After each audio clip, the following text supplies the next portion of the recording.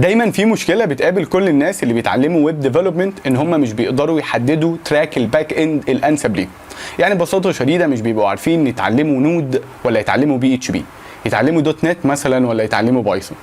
ايه الفرق ما بين التراكس ديت وازاي اقدر احدد ايه الانسب ليا؟ هو ده موضوع فيديو النهارده.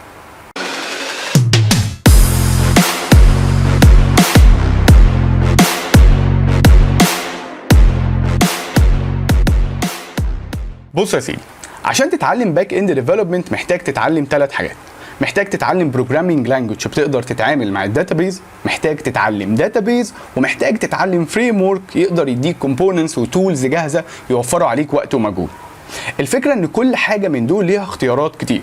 يعني كلغه برمجه في ناس بتتعلم بي اتش بي، في ناس تانية بتتعلم سي شارب، في ناس ثالثه بتتعلم بايثون، في ناس رابعه بتتعلم جافا سكريبت، وهكذا. كداتابيز في ناس بتتعلم ماي سيكوال، في ناس تانية بتتعلم سيكوال سيرفر، في ناس ثالثه بتتعلم مونجو، وهكذا. ازاي بقى اقدر اختار التراك الانسب ليا؟ خلينا نعمل مقارنه سريعه ما بين اشهر 3 تراكس في الباك اند ديفلوبمنت، وهم الدوت نت والبي اتش بي والنود جي اس. وقبل ما ابدا المقارنه دي، لو انت مستنيني ان انا اقول لك ان في تراك من دول هو الافضل على الاطلاق، فانا فعلا مش هعمل كده، لان هو فعلا مفيش كده.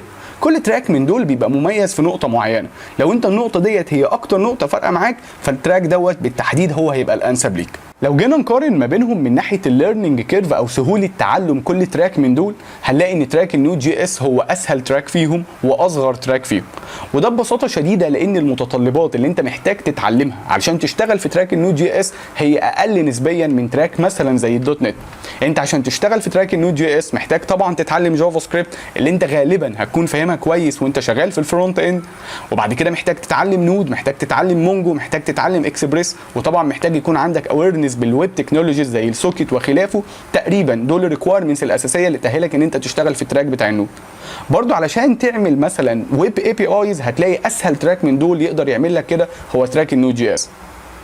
لو جينا نقارن من ناحيه الشغل وبالاخص الفريلانسنج، هتلاقي ان تراك البي اتش بي هو المسيطر الاكبر ما بين التراكس الثلاثه في الحته ديت. فلو انت انترستد جدا بموضوع الفريلانسنج، انا انصحك بشده في التراك بتاع البي اتش بي، وخصوصا تراك اللارافيل، يعني البي اتش بي والماي سيكوال واللارافيل. وده ببساطه شديده لان البي اتش بي عندها تولز وعندها كوميونتي كتير قوي، خلت تقريبا اي ديفلوبر يقدر يعمل ويب سايت فروم اي تو زي تقريبا بكتابه سطور كود قليله جدا، او ممكن كمان ما تكتبش كود خالص. وده خلى انتشارها في الفريلانسنج كبير قوي. لو انت بقى عايز تشتغل على سكيل ابلكيشنز اكبر نسبيا، في لوجيك اكتر، في بيزنس اكتر، يبقى روح للتراك بتاع الدوت نت.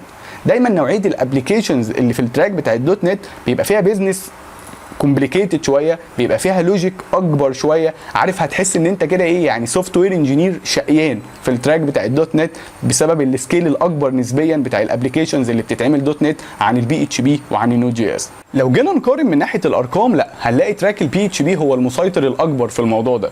على حسب موقع سيميلار تك، في 5 مليون و600 الف موقع معمولين بالبي اتش بي، فيما يقابلهم 1,800,000 في الدوت نت، وفيما يقابلهم 200,000 في النود جي اس.